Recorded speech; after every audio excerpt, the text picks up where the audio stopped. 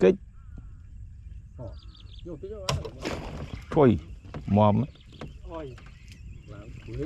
nấu nước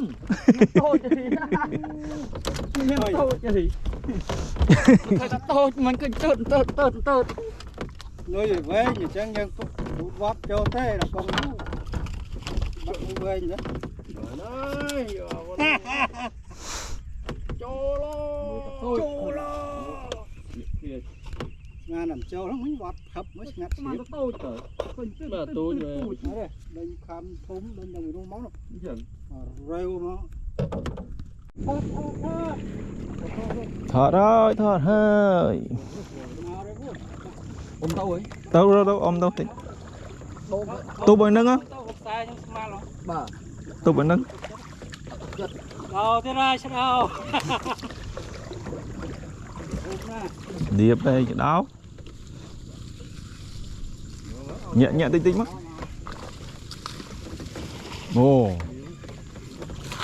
ồ khẩn ná đây đâu vô cái cháp chất túc đó cái cháp chứ điện đâu coi tàu lực của cháy đã lên tu 200 này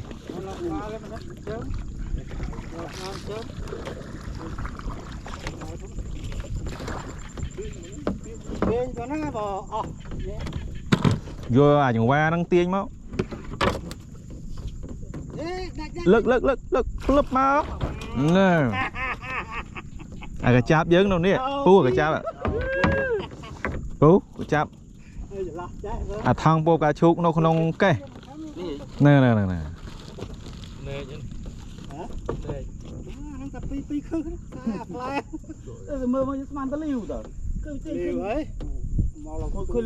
cháp á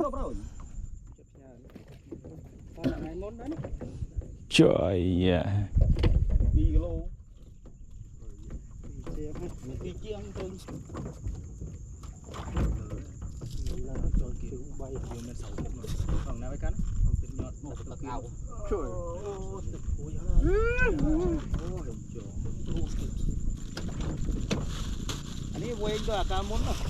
anh đi quê nhặt không máu làm sao xó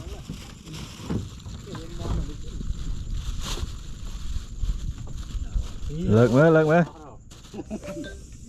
nào lợn mới chết ao đi mới ao đi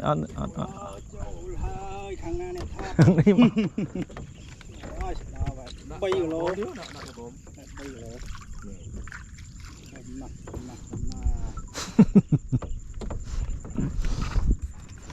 này yeah. Mổ ơi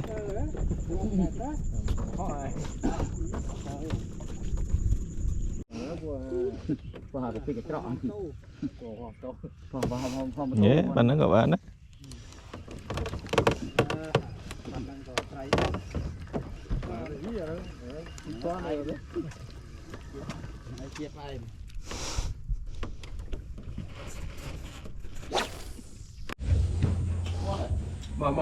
chết lại mà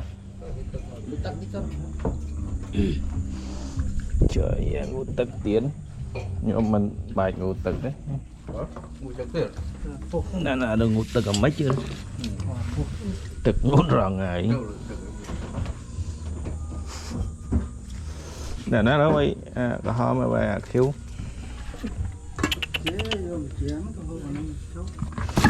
chưa hình chồ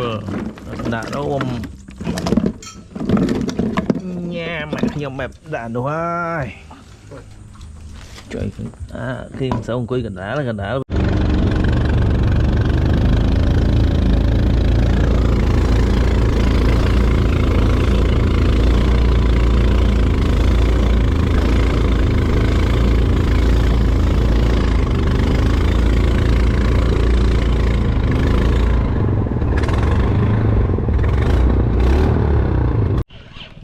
tụi mui đó bông ta lên lấy bô chùa 50 kg còn bữa nắng mà mất kham túng à đi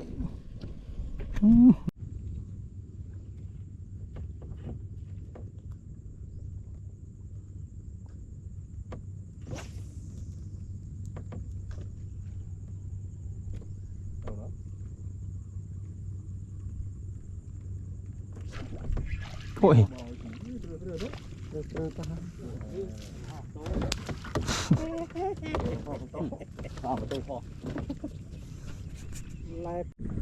ồ lên một chút ô máu ôi chọn là nâng vực hàm chân ấy chọn lại ấy chọn lại luôn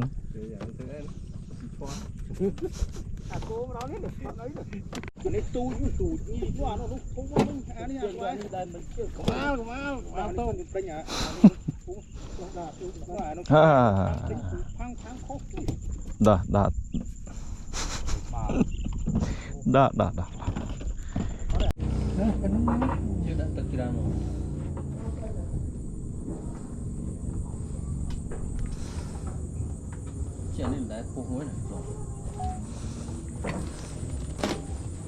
chạm nữa mấy thằng khác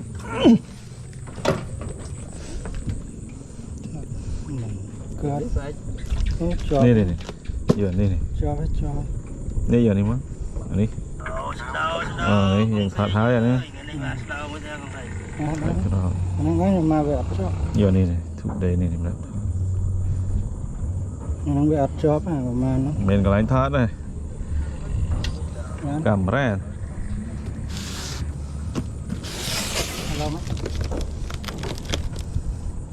cái nó đặt ngàn mấy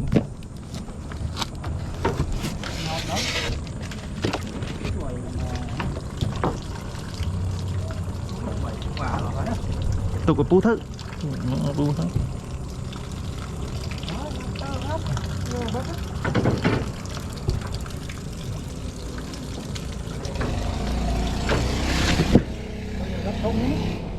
chứ là hơi cầm mắt nạp thôm thì mới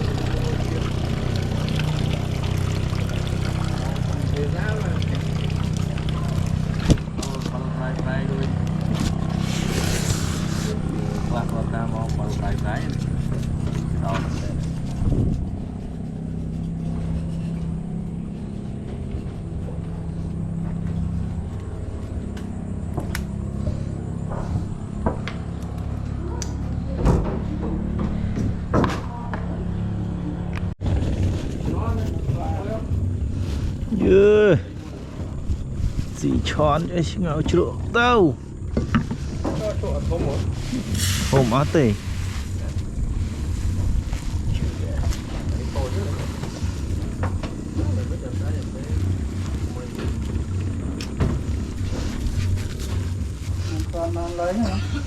năm mai ở xa lại cả năm mai ở là mồm năm mai xa lại năm mai mà là mồm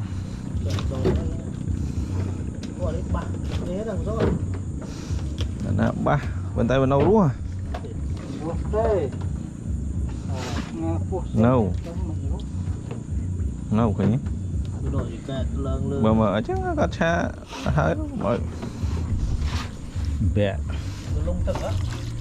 thực chấu bê cũng lại chấu bê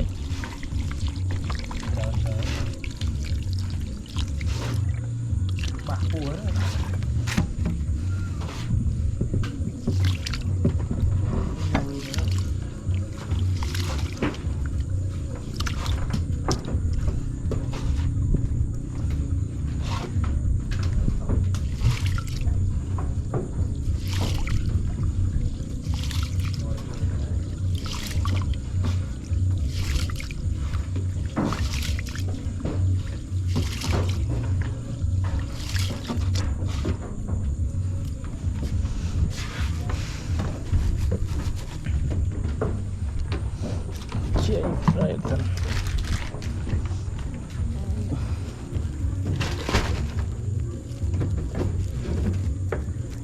Nó bay không nó.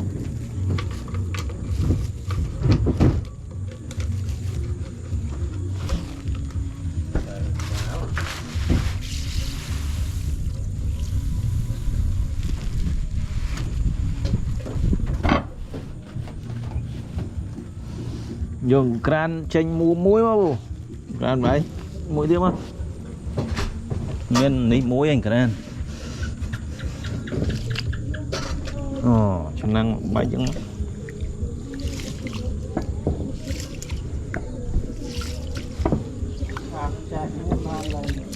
hả?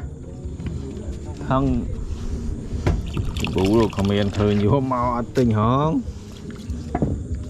còn bố rồi bố em men gì bố men gì bố ấy bố ấy đây nhưng mà nú bạn ơi nú bằng cho đánh smart đấy át đấy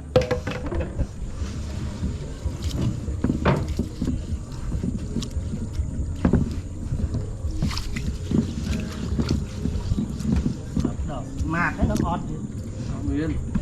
cào vẫn cái đường nó nắng rồi chà tống á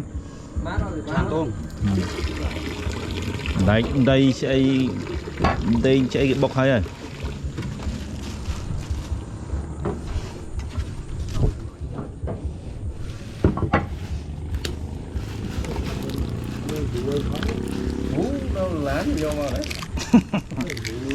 bù vậy rồi plei tinh không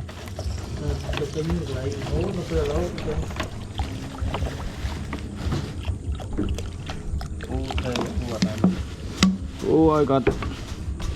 chàm tùng hình thơ trai không bố à thơ thốm á giờ cái chạm nhưng được chạm thử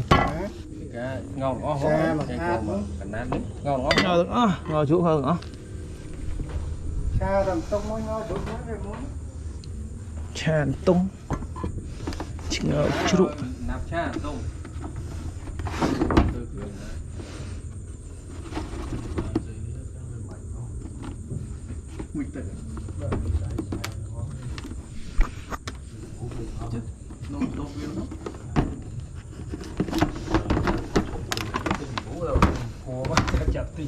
lấy bố nó chọc rồi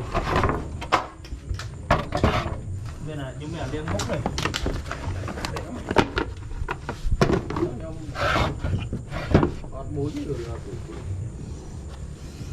mũi liền lúa đấy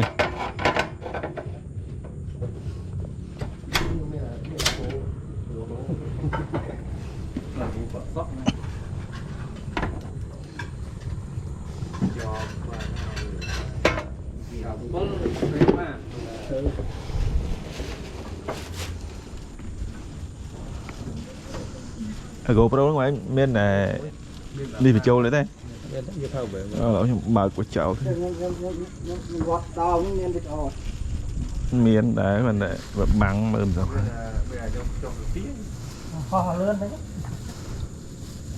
cái đường mấy đấy bù mấy thơ để thơ chúng ta ta nó ngoài trên hành quay thơ trai à nó muối không cái đường cái men bọc hay mà gặp lê nữa rương mến này mà rê rương không thế ngồi chứ bạn có miếng đây này thơ trai hay làm tông này hay vô chức năng vậy má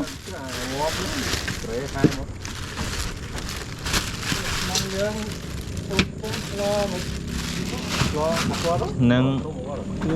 cho năng dựng túi cho bị rấu